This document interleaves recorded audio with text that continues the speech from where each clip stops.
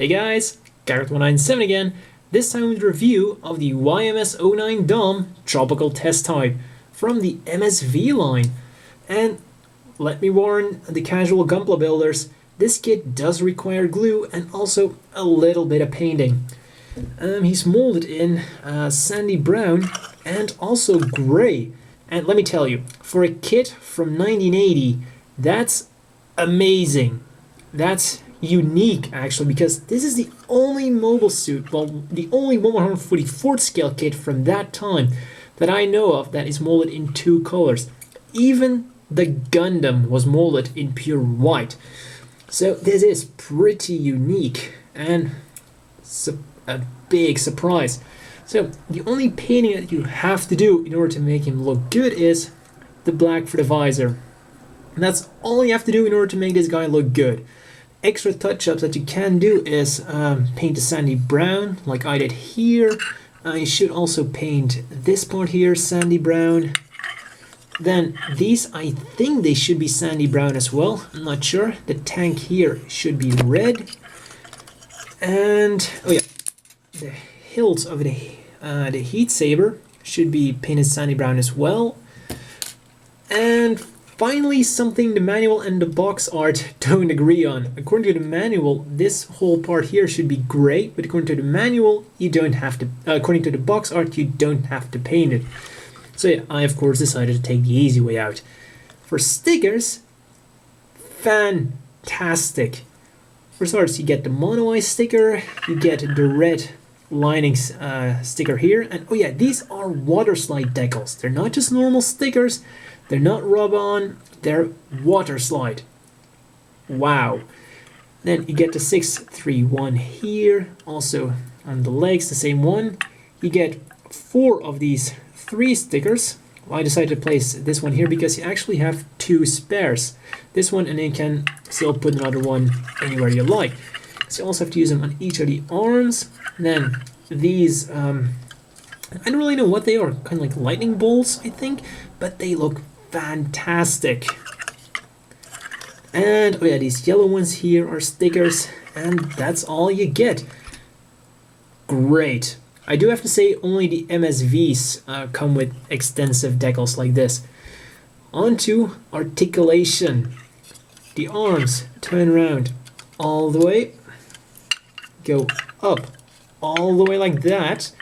Then they even go a little bit forwards and backwards. Great. Then they turn around below the shoulder. Just be careful not to rip off the water slide decals there. Then the elbow a bit more than 90 degrees on one joint. And then the hands are on pegs, so they only turn around. No head movement at all and no waist movement at all. But that's pretty much to be expected. Oop, there goes the hand. Then the legs, they go forwards like that and backwards nicely like so. Once again, because it's an old kit, no waist armor movement at all. They go out like that. And the knee is a little bit of a disappointment, but it's partially due to the way it's designed, like this big chunky part here. That far. That's like, what, 20 degrees? And forwards like that. Then the foot, really nicely, goes all the way up like that, and then down like so. No side-to-side movement or anything else. So overall, for articulation, other than the knee, this is very nice for a kid of this age. On to accessories. Starting off with the heat saber, already showed. You can either put it in the hands or you get this little thingy here in order to connect it to the backpack. You should actually glue this on, but I'm going to use a super glue trick so that it can still rotate a little bit once it's on there. And like I said, you can also put it in the hand. Now I'm just gonna have to be really careful not to ruin the paint. Just, oh no you don't. And then you get 2 fists with a little hole in it. Just gonna put this in, and I have to say it holds the heat saber fantastically. As you can see, it's not falling through, and that is really great. And I have to say, I even had to hollow this out a little bit because it wouldn't go through. And of course, I don't want to damage my paint. And we just put it in there. There we go. And now we get to the main attraction of this guy. The big bazooka. You can either store it on the back here and clip it in. And you have to be really careful when you do this because it's already starting to show a bit of stress marks. Also, the cool thing is you don't have to glue in this connector part. Just kind of pull it out and then clip it out. Be very careful. As you can see, already a few stress marks appearing there. Then you also get a trigger finger hand. And I'll warn you immediately, do not glue this hand together. Because as I showed you, you can't store the bazooka on the back. If you glue this hand, you will not be able to store it on the back anymore because it'll look ridiculous. And you don't have to because, as you can see, the peg is actually split in two as well. So once you put the peg in the arm, it will be held together anyways. So you can just put it in here if you fiddle with it a little bit. There we go. Like I said, no problem at all. I have to say, this looks really great. Like that as well. Of course, he's not going to be able to do the over-the-shoulder look. What he can do is dual wield it. Let's remove the heat saber. He can hold it with both hands. Just pop it out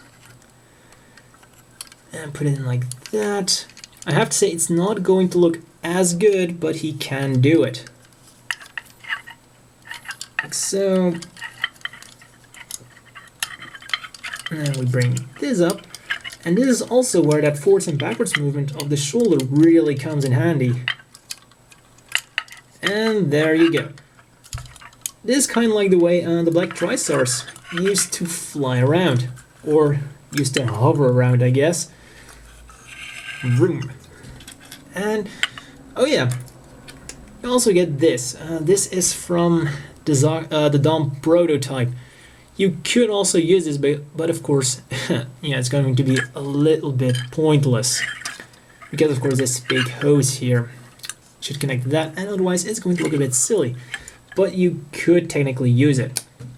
And so I guess it would probably connect to this. So, who knows, it might look good if you use this.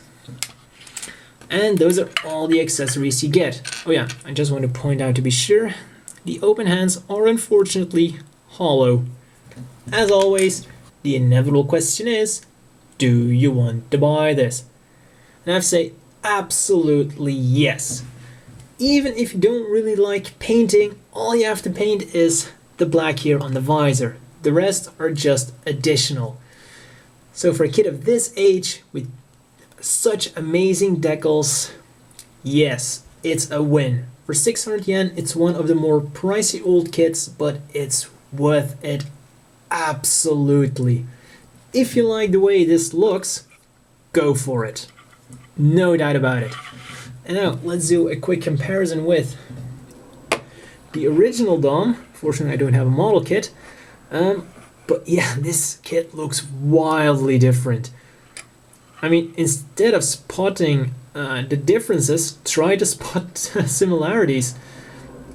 Pretty much everything looks different. The legs are completely different. The shoulders kind of look the same. The head, you can see that it's supposed to be the same one, but wildly different. And as you can see, it's also quite a big one. Quick comparison with the Zaku. A quick comparison with the Galgook. As you can see, he's more amongst his league. And finally, a quick comparison with the Gym Sniper. So, that's all for this review of this very impressive old kit, and see you at the next one.